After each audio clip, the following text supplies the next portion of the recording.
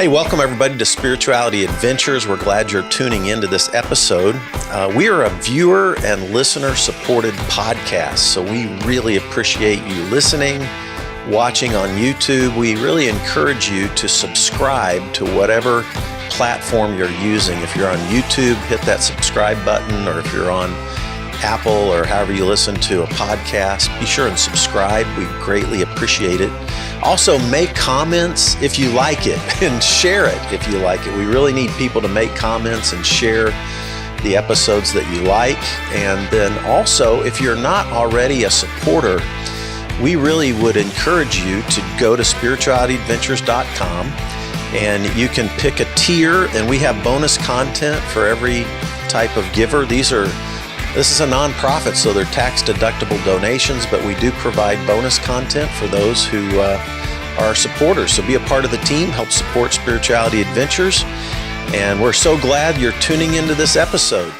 All right, welcome everybody to Spirituality Adventures. Thanks for tuning into this episode. I am excited to introduce you, if you don't already know, Reverend Dr. Jacqui Lewis. Thank you, Jacqui, for being on our podcast. Hi, I'm so glad to be here. Thank you for having me. Yeah, I was, most of my audience knows I planted and pastored a church here in Kansas City for 30 years, went through a big meltdown, and then have pastoring again at a Disciple of Christ church and do my Spirituality Adventures.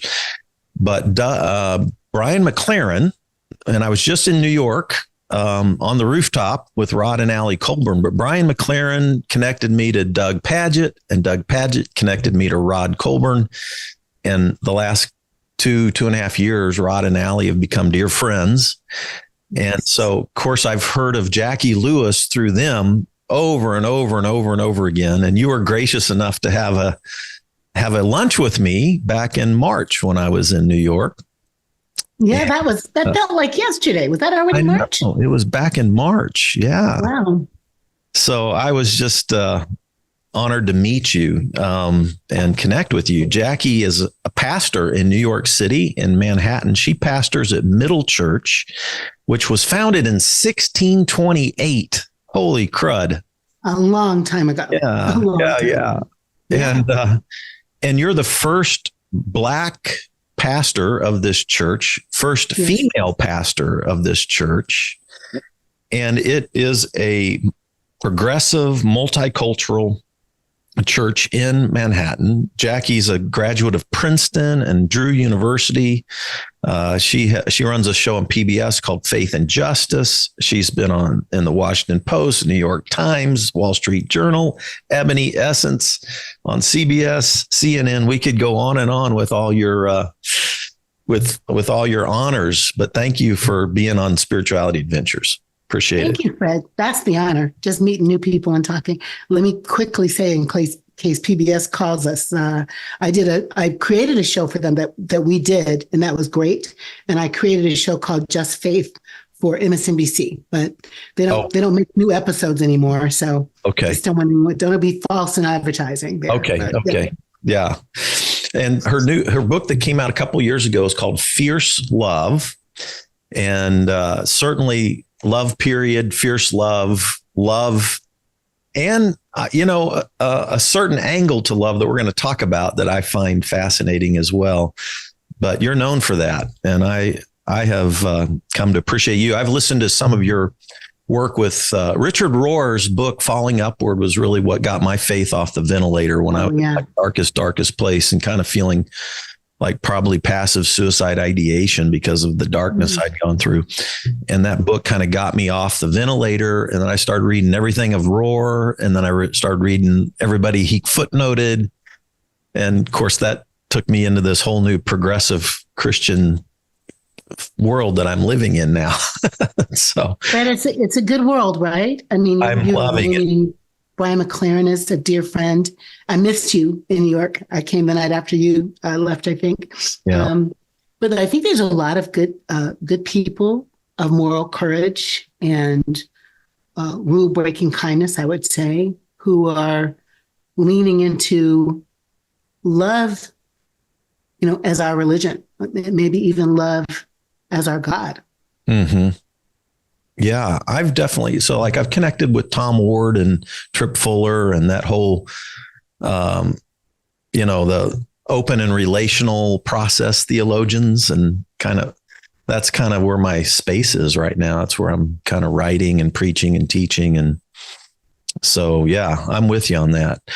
Your book, Fierce Love, starts out talking about a concept from the Zulu tribe of South Africa called, and help me with the pronunciation. Ubuntu. Ubuntu. Yeah. Describe Ubuntu for us, because I love the way you carried that theme through your whole book, Fierce Love. Describe that concept to us. Thank you, Fred. Yeah. Ubuntu is, I first actually ran into Ubuntu working on my PhD and studying books on leadership. There was a book called The Fifth Discipline that I think a lot of people have probably come across. And they had this like Ubuntu in the book as a leadership strategy. And in fact, if you Google Ubuntu, you'll end up looking at leadership strategies and also some stuff about technology. But it's a person as a person through other persons is the original meaning. Ubuntu and Ubuntu and Ubuntu. A person as a person through other persons. I think when the South African desert was a wet plain and human beings were becoming human and sort of stopping the slither and standing up on 4 legs and then 2, we were becoming human, understanding that we had to connect in order to survive. And this concept stays around South Africa. Bishop Tutu taught a lot about it, and Nelson Mandela really believed in it. And I think that apartheid in South Africa was dismantled around, I am who I am because you are who you are. I can't be human without you. Our destinies are intertwined. Our fates are intertwined. Dr. King said it this way, that we're woven together in one garment of humanity. I can't be fully who I am till you're fully who you are. I think that almost predates religion, right? This sense of oneness with each other and maybe even oneness with the planet and with the creation. So I'm very drawn to that. I love that. And I love the way you continue to come back to that throughout the book as well. Tell us, you used a couple of different definitions of love right in the beginning that I found really interesting. One of them was from Dr. James Loder, and then the other one was from Martin Luther King Jr. The Loder one was non-possessive delight in the particularity of the other, which I was like, like I don't think I'd come across a definition of love like that. And then the other one was Martin Luther King Jr. talking about power. Yeah. And if a power can be expressed through love in justice, kind of a concept. Yeah. Right. Give us your take on love in those 2 quotes that you brought up. Thank you. Fred, you're kind of saying love is my brand. Love is my jam. I'm curious about it. I've been thinking about it a lot. Yes. Jim Loder was one of my professors at Princeton. He's a very lovely, quiet man who wasn't a Christian, but was an educator and became a Christian after reading C.S. Lewis's books, Mere Christianity, Screwtape Letters. He was the softest, tenderest soul and almost died in a car accident where his car fell on him, if you will. Wow. He was changing a tire and the car fell on him. And his petite wife was able to lift this car up off of him and save him. And it just really transformed him. And so he began to think about conversion, I suppose, because he was converted, And this book, good grief, it's going to come to me. This book name is going to come to me. The Transforming Moment is his classical text. Okay. He talks about 5 steps of learning. I'm trying to locate him in a world that people might, that's Jim Loder, this 5-step learning thing. But in his book, he writes that love is the non-possessive delight in the particularity of the other. Now, as psych people, therapist people, 12-step people might be understanding kind of unconditional regard. You know, we might hear a therapist say, you have to have an unconditional regard in order to do good work with someone therapeutically. But non-possessive delight, Fred, non-possessive delight in the particularity of the other. I'm not going to change you.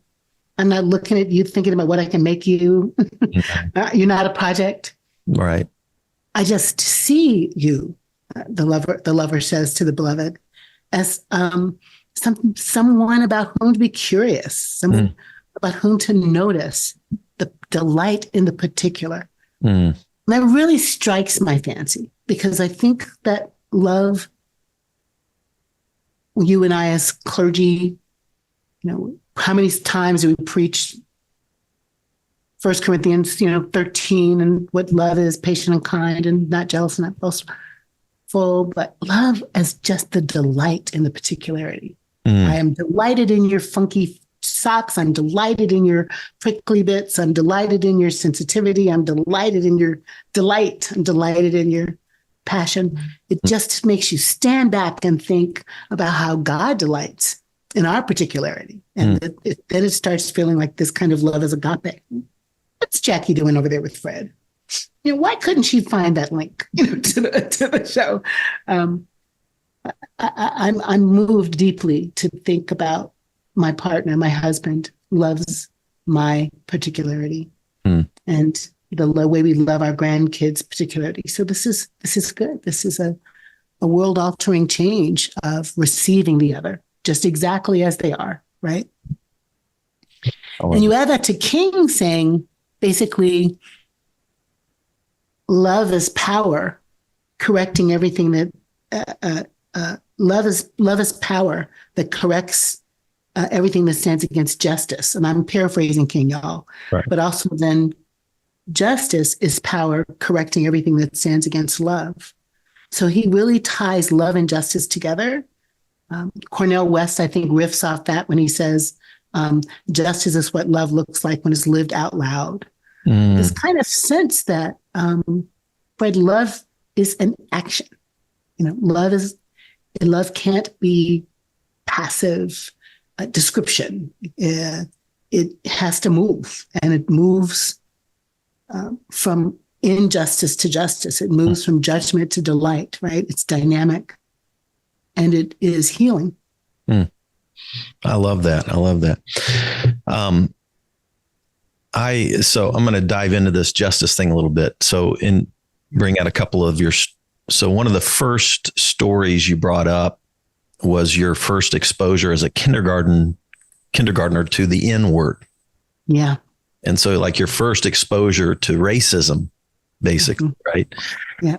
And then it was interesting to me, as you grew up in your context, one of the things you mentioned about yourself was that you actually didn't speak out a lot through the early part of your life. You sort of obeyed the rules and kept more quiet, right?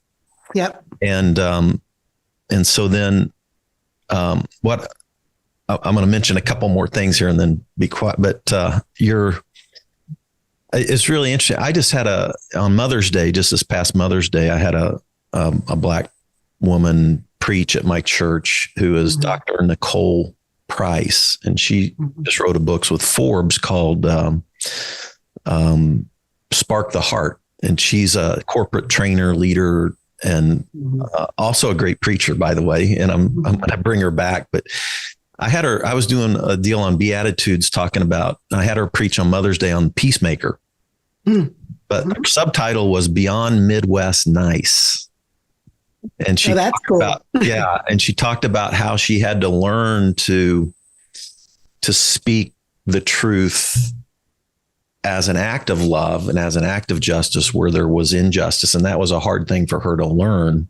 Right. And you tell a story of when you were in probably 18 or 19 with your dad, where you finally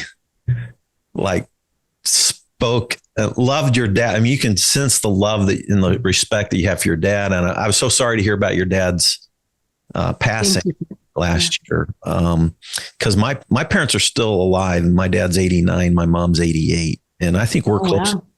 Our ages are, you look way, way younger. Like you look 40, but I don't know. I think our ages are similar. Yeah. And you lost your dad, but you had this moment where you called your dad out. Yes. Some of his unloving behavior. Right. And how that fierceness, to use your title, was an act of love when you confronted your dad, almost like as an adult to your dad for the first time. Yeah. And I could just feel the tension when you told that. Oh, yeah. It's like, oh my God, because my dad was a military guy. And I can remember some of my first stand up to my dad thing, and he's gonna kill you. Exactly. Watch out. Right. Oh my goodness. But yeah, so that I like, how does love work that way? Because it, so many times we think of love as being, ooey gooey sweet. Mm-hmm. But when you confront an injustice in love and speak the truth in love, it doesn't always feel loving. No. But it is love.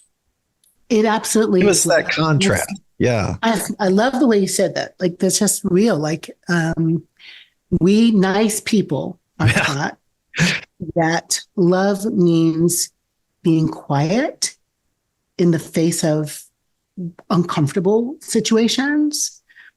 I'm going to say, especially female identified people are taught the nice women, nice girls are quiet and just take it. And think of all the different narratives that go like that, Fred, right? Oldest children, I'm going to just make a sacrifice. Women, I'm going to be nice and be quiet. Kids, be seen and not be heard. There's a lot of messaging about nice that if we keep teaching that or affirming that, nothing changes, right? Nice doesn't change things, right? If the world was good, if the world was safe, if everybody had enough, if there was no violence, if there was no fascism, if there was no racism, if there was no bigotry, no anti-Semitism, no Islamophobia, if there was no hatred toward queer people, if everybody was nice and we're getting along and everybody had enough, we don't need change. Then maybe you can be just nice, eat your ribs, have some apple pie. Yeah, dance, listen to music. Everybody's okay. You and I are the same age enough to remember that movie or the TV show, The Time Machine, where there were the Eloi, the like nice white Greek looking people, with the hair and the grapes and the Murloc, with the underground people. Now, y'all, if you look up that Time Machine, you're going to notice that the Eloi were nice white people and the Murloc looked kind of like black beastie people. Point being, the nice white people were happy until this sound machine went off and then they like walked into the dungeon and got eaten by the beastie people. Listen, this is a terrible metaphor. But what I'm trying to say is we don't live in the world where there's nice white people being grown to be eaten and beastie people eating them. We live in a world where violence and heartbreak and economic despair knows no race, knows no creed. It's all happening. And therefore, our love has to be fierce. Our love has to insist on justice. I disagree with Paul. Love does insist on its own way. Love insists on love. Love has to demand enough food on the table, has to demand a clean earth and water enough. So when I think about my dad, I think he let me, right? Because we know how dads are. He let me practice my fierce love with him. Mm. Even until his death, he loved this book. He loved this book. Oh, He said he wow. read it cover to cover. I was like, Yeah, I was wondering about that. but he read it cover to cover, and he said he understood Uh, that I was writing about our relationship yeah. as proof of how fierce love is, Wow. and how much people change, and how much they can come to love each other. That's the greatest gift. Is my dad loves this book. That is beautiful. I wondered about that as I was going through it with, because I'm close to my parents, and and I know you were too. And wow. So, what's interesting to me, Jacqui, and you would know this because you're married to a white guy, right? we like, I think about now, like I grew up with a dad who was from Wichita, Kansas, who I always saw him stand up for Black people if he saw them being mistreated. My mom was from Savannah, Georgia, grew up in and my grandfather on my mom's side was a racist through and through, right? But my dad and my grandpa would fight over this, So, but even with a dad who did that, like I grew up in the white suburbs in Kansas City, and we had very few Black people in my high school, but they were my friends because we were athletes together. Yeah. And we were close. I mean, I could call some of them today and we'd still, but I never even once thought about their experience being different than mine. Mm-hmm. You know what I'm saying? Like we were in white high school. I could name you the 3 or 4 families that were Black in my high school. We were friends. We did sports together. We loved each other, but we never once had a discussion about their experience versus my experience. And I was Southern Baptist, and I got saved in a Southern Baptist youth camp, went off to Baylor University, went off to Southwestern Baptist Theological Seminary. Again, mostly white colleges and Southern Baptists that I didn't even at the time understand the racial history of my Southern Baptist tribe that I grew up in. Right. Yeah. I didn't understand. It wasn't honestly, and I'm embarrassed to say this, about 25 years ago, I started partnering with historic Black churches in Kansas City to do work in the poorest areas in our city. Yeah. And then sitting with these Black pastors and hearing all of their stories of how they had to raise their kids so that their kids wouldn't, get beat by a police officer or do this or that. And all of them they could tell me tons of experiences they themselves had had. I have one pastor friend who was misidentified and had a dog sicked on him, and he's got bit in the back by police dogs. He's one of the pastors in Kansas City. And all of a sudden I just started hearing story after story after story of my Black friends and my Black church experience. And, I was quite far along in my faith before I started seeing the world through their eyes. Yeah. And then once you see that through their eyes, it's like, holy crap, and then the white fragility thing happens, right? Because we grow up with this air. We don't realize that there's white privilege. We don't realize that there's white supremacy. It's just the air we breathe. Right. And until we cross these boundaries and build these relationships and hear people's stories, do we begin to see the world through different eyes. Right. And to me, one of the things you brought out was, the Black church in America is a miracle, don't you think? It is. I mean, to think about the oppression of white slave owners, and to have Black slaves adopt the religion of Black slave owners, right? Like that in of itself is crazy. But then the way they theologized was different than the way white people theologized, right? Yep. And all of a sudden, through that experience, I started realizing, wow, Jesus was an oppressed person. Right. And all of a sudden, the dynamic of the marginalized and the people at the margins started all of a sudden I started seeing the gospel through the eyes of the oppressed and Jesus through the eyes of the oppressed. And it changed my view of the gospel almost. I mean, it did a number on it, right? Because I have this, sort of a fire insurance gospel, like Jesus, give your heart to Jesus and you escape the torments of hell and you get a ticket to heaven and everything's good. All right. Anyway. Yeah.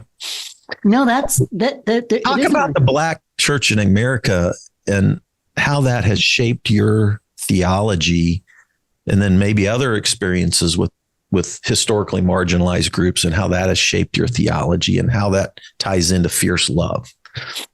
Guess that's where I'm going with this. No, that's good. And this is like a 9-hour conversation. I know.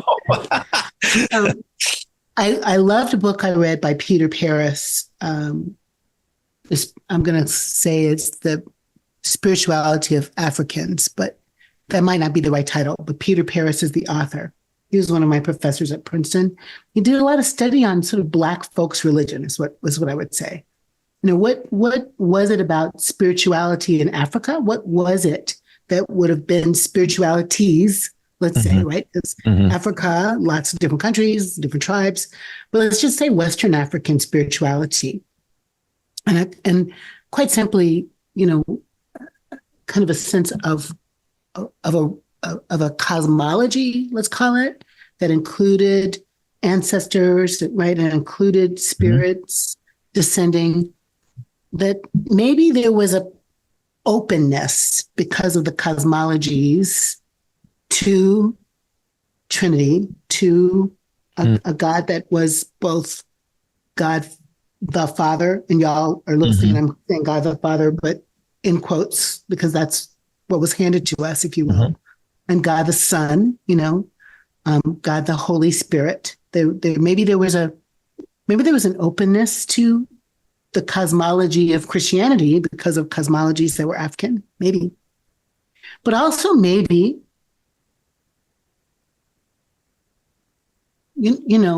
even though it was a slaveholder who presented this God to the enslaved Africans, maybe the resonance with Jesus was captivating, right? Like Spanish, say un pobrecito, a poor one, an outcast one.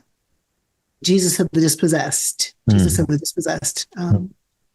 Howard Thurman's book. Yes. This feeling of like Jesus, like just like us, an outsider, just like us, cast down, put out, misunderstood, crucified, just like us.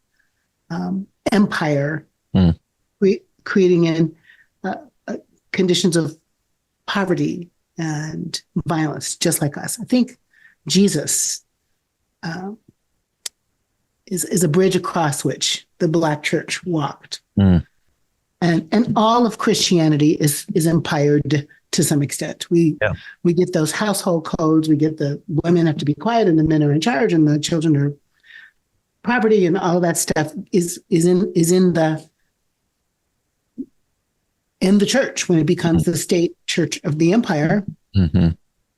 So I think Black spirituality or Black folks' religion that resonates with the liberating love of God in the Exodus, and also resonates with a God who hears our cries, and not only opens the sea so we can get free, but also becomes one of us.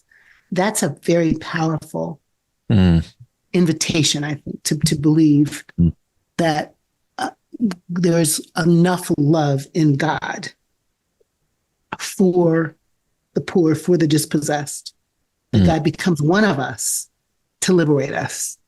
An incarnational faith is strong. So that's what I think. I mean, as a Black girl who grew up in the Black church, but also who grew up in the Air Force Base church, which was not Black, but then who grew up in the Black church again and sang in Black church choirs, the God I love, the religion that I believe in, is shaped in the body of a brown, Afro-Asiatic, Afro-Semitic outsider who was born in Bethlehem in Judea and was raised in Nazareth in Palestine, who some Catholic theologians, Virgilio Elizondo might say, was mixed race on purpose. So God's enfleshment could be claimed by all of us. I love that idea. I like that. God comes all the way down to be one of us as one of us that represents many of us. Wow. I think that's very amazing. That's compelling. Beautiful. I love that. As you think about the sort of the theology you grew up in, at some point you shifted to a more inclusive, broader love, right? God of love who I don't know, describe how you changed in that perspective on, because it wasn't like God's love was absent. It was just limited maybe in your theology you grew up in, but then you transitioned to a more inclusive God of love that included everybody on this whole planet and every living thing on this planet. Every living thing on the planet. Right. Which is why I was so honored when Richard Rohr's book, Universal Christ, came out. I got to be with him and Dominic Crossan having some wild conversations about how the rocks are Christ. Okay. Yes. I think it's interesting. You're given the God you're given, right, Fred? Mm-hmm. You don't pick the God you're given. You grow up in a house with parents. You might grow up with atheists. You might grow up with Wiccans. You might grow up with Unitarians. You might grow up with Southern Baptists. You might grow up with Episcopalians. Mm-hmm. Whatever it is, the first God we love is the one that our parents give us or our caregivers give us, and you don't have a critique of it. It just is what it is. Mm-hmm. So in that way, my mom and dad did present me a God to love that loved everybody. Like I did think God loved everybody. Yeah. But also God was a super parent. So just like if the parents didn't like it, God definitely didn't like it either, So the super parent did not like lying, did not like cheating, didn't like stealing. The 10 Commandments, the rules, the what not to do was the childhood thought, which makes sense, right? We're not going to lie. We are not going to cheat or steal or have sex or drink or curse. We're just not going to do that. That's not what we do. But, life goes on and you grow up, and I had this car accident. I tell the story in the book, My Fierce Love. I had this car accident when I was 22 where I should have died. I mean, that I did not die is a miracle. That the car was going across a highway and in Canada, and the wind went out of one of the tires, and the car went all the way across 4 lanes and spun around doing 360s and then flipped on the sunroof, and bounced and flipped again and then flipped again. Why am I not dead? Why my head in and out of the sunroof? Why am I here? Really? But because of the God I had been given when I was little, that I had not questioned, all I could think of, Fred, was what did I do to deserve this car accident? Deserve it. Mm. How mad must I have made God? He must have been really mad so the only thing this good girl could think of was that I had relations, right, with my fiance 2 weeks before the wedding. We were getting married on June 13th. We had relations on my birthday. Now, come on, people. Yeah. That and a couple of other kinds of tragedies that happened made me think, God is mad at me because I'm not perfect. And I almost spoke up with God because I'm like, that's just a lot of pressure. But instead, I felt like I grew up and I kind of let God grow up too.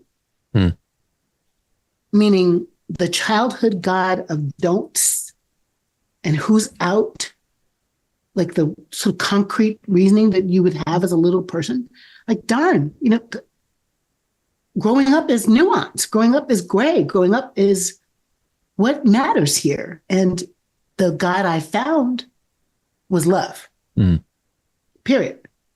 And I say love, period. Everything else is commentary. And I'm not saying everything goes. I'm just saying everything else is commentary. The gospel, the bottom line is love God with everything and love your neighbor as yourself.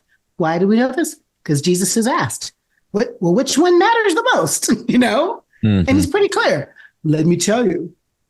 He's not making up new commandments. They come from Deuteronomy and they come from Leviticus. Love God with whole heart, mind, soul, strength. Love neighbor as self. This is the deal. Well, then, Fred, if love is the deal, and we're going to ask ourselves through the lens of love, what do we do? Are we going to make our queer teenagers feel so bad about being queer that they want to kill themselves? Right. That's absurd. No. Are we going to make sure that women just make sure that fetus inside you that's dying inside you stays inside you? That's absurd. So you die that's absurd. It's absurd to say love means a dirty planet. Love means hungry children. When some of us are billionaires, it cannot be the way the church is if we run the church through the proof text of love. Yeah. So that changes everything, right? It just changes everything. Yeah. How at Middle Church are you trying to manifest this fierce love in community?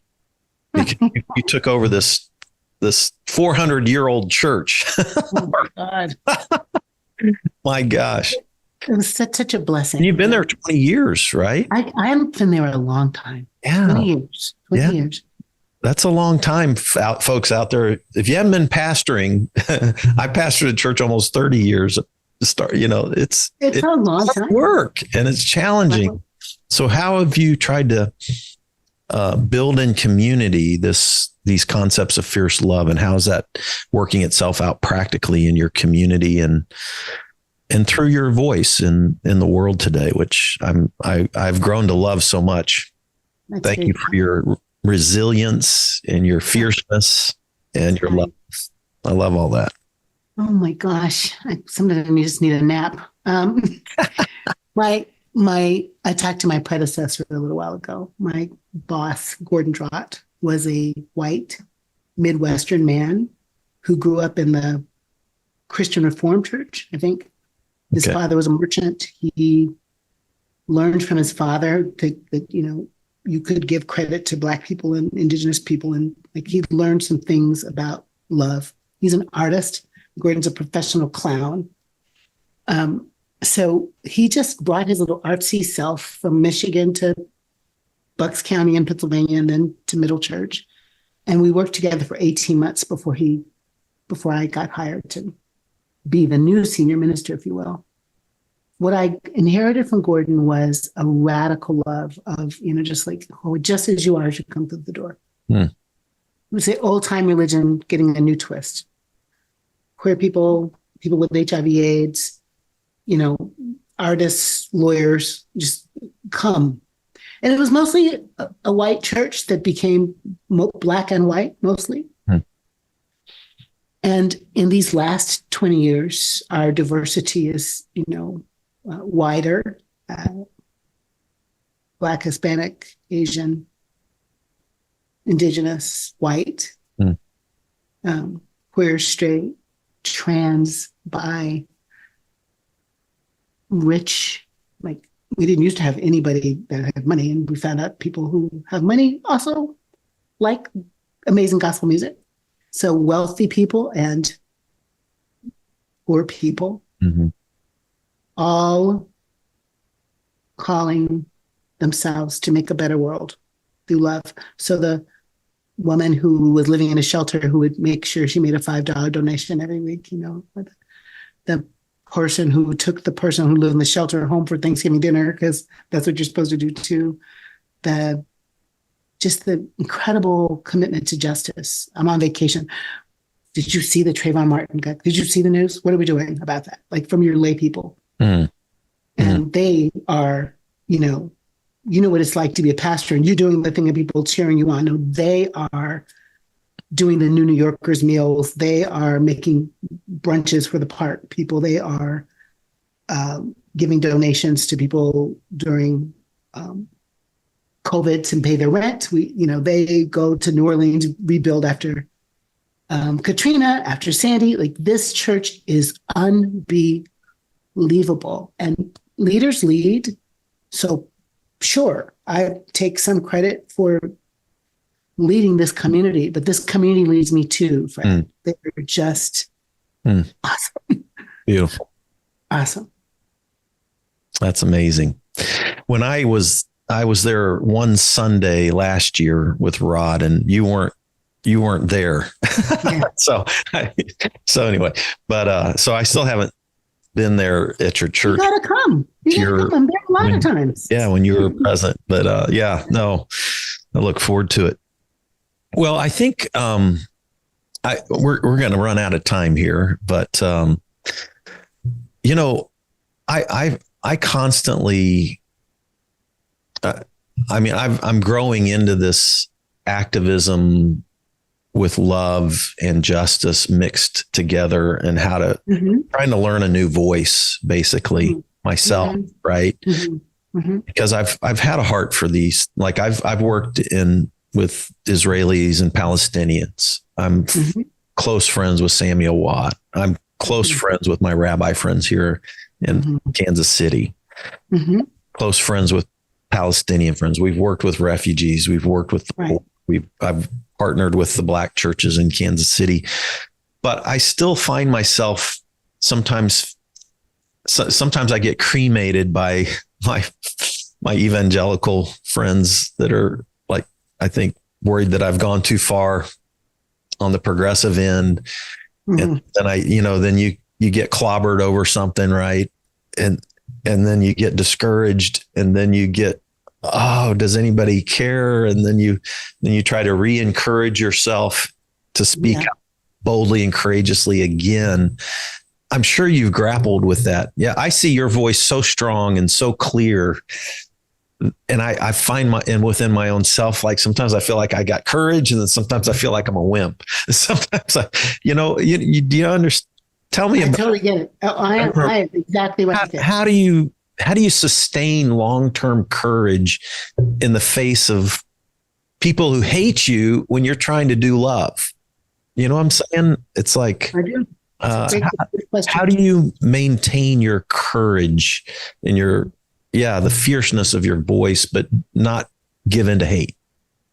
Give me some counsel, Jacqui. Help me. Cause I'm trying to be more bold, and more courageous as I get older, I guess.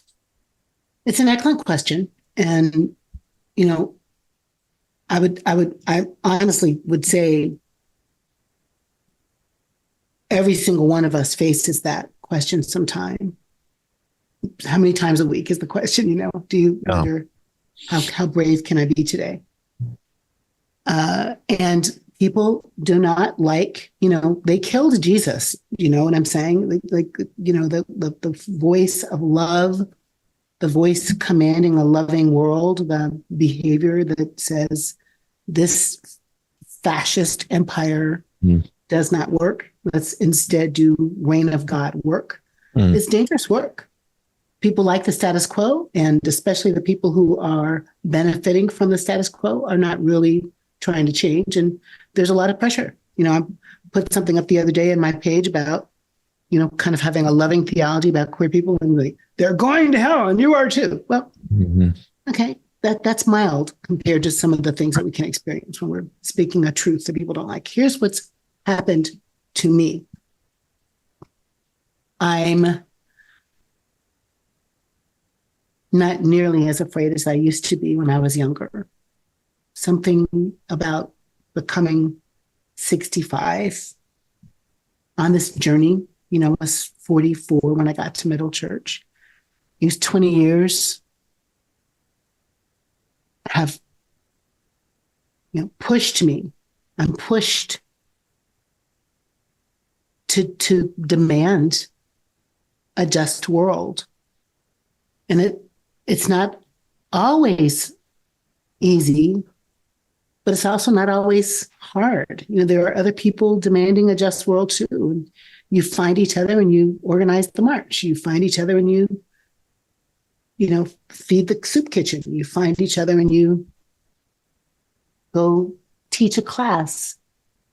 We're not in this by ourselves. We're in this work with a holy, loving God who wants the world to be healed. And that's the power. The power is God's love and work within us. I can, unto the one who's able to do exceedingly more abundantly than I can ask or imagine, through the power at work within me. God's power is the Energizer Bunny. God's love is the bedrock. And so I think of myself as a tool or an instrument now, and that I'm not really leaning on my own steam, and I'm trying to discern and lean on God's steam. And therefore, I'm not by myself. There are other love warriors in other faiths, all trying to do it. So what I'm saying is, you don't have to like me, y'all. I don't want you to hate me. It's not my energy. It's like, please come hate me. But my energy is love is the healing power. And I'm going to try to love all the people all the time. And if that's my compass, then that's my compass. And it's not bigotry. It's not who's out. It's who's in. It's not who deserves. That's everybody. That's what time it is we've got to love the hell out of this world. And I thought, you hit that chapter on joy. Yeah. I thought that's such a unique, like in 2020, I was, I'd lost my church and I was in a dark, dark place. And I went to the largest African-American historic Black church in Kansas City, Missouri, is a dear friend of mine. We had exchanged pulpits before. I just started going to the Black church. I was like one of 4 people amongst a few thousand. And I went through Black History Month for the first time as a congregant in a Black church. Wow. And sang the Black national anthem every Sunday and cried my way through it because I felt like I was in my own darkness, totally different than the darkness of slavery that they were singing about, but it still resonated with my own darkness. And then the sense of how in the fight for justice and freedom and equality that they had this joy in the gospel. That's one of the things I've loved about the Black church, is how they can mix those themes of joy and darkness and the struggle and the belief that we can still overcome. It's just like, it's such a juxtaposition of emotions that we sometimes experience in this kind of work. I thought you brought that out in that joy chapter. It's so funny. The second night of the Roof Alliance, I touched about joy. I want to write another book on joy, Brett. I think it deserves remark, right? Black church joy is remarkable. It's remarkable. It is. You watch these videos of these kids dancing in all these dusty places. Is that Haiti? Are they in Nigeria? Where are they? These kids that are dancing in clothes that don't look like they were bought at Gap, or what is this joy? How does it happen? What is it? It just is. It is. Black life, and it is a part of life. And it's imperative, I think, Mm. that we note the power of joy to heal us so we can heal the world. So, I mean, you know, I would like to write more than that one chapter, but I love that Rumi quote. When we do something from our soul, it's a river, it's a joy. When we, you know, this taste a grape, pay attention, be mindful. The way the skin breaks in your teeth and the way the juice squirts in your mouth and the sun on your face and the still splashable puddles, you know, in your boots and the lay in the snow and the sensual things. Sorry, folks, I'm allergic. The sensations that the music, the art, the reflection time, to just like let your body, let your heart be glad and connect, you know, to the little person inside who used to know what joy was and be free, you know? Love it. I love it. Well, I've taken you a little over. Sorry about that. But okay. This is the book. Those of you who are watching on YouTube, Fierce Love. Man, check it out, buy it. And what's your website, Jacqui? And how can people follow you? Yeah. I'm at JacquiLewis.com is my personal website, but it's not nearly as well built out as middlechurch.org, which is our church website. Okay. But you can follow me at Rev Jacqui Lewis on Insta and Threads, and at Rev Jacqui Lewis on X, that used to be Twitter, and Facebook. And I'd love to be connected. So find me and let's play. Yeah. And also you do a podcast as well. My own podcast is called Love Period. Love Period. It's produced by the Center for Action and Contemplation. Love Period, produced by the CAC and my friend Richard Rohr's team. Yes. One of my favorite new mentors that I actually haven't met Richard in person, but when I read his book, I have friends that knew him, and anyway, so that's the world that I run in now. So thank you so much for being on Spirituality Adventures. Thank you everybody for tuning into this episode. Thank you for the work that you do and the love that you bring into the world and the fierceness with which you do it. Thank you so much. Thank you so much, Fred. Great conversation. Thank you for having me. Blessings. All right. I'm sure I'll see you in the future, God willing. I'll see all right. you soon. Take care. Will you let me know when this drops and we'll put it up, okay? Thank you. Yeah, I will. Okay. Thanks, everybody. See you next time. Bye. Hey, you made it to the end. Thanks for listening all the way through on this episode. By the way, if you're not already a supporter, go to spiritualityadventures.com, sign up for one of our monthly supports, and you will receive our bonus content. You'll receive lots of interesting information about our guests. Many of our musicians will do special bonus songs and record a song. So I want to encourage you to do that. Thanks for listening. Thanks for watching.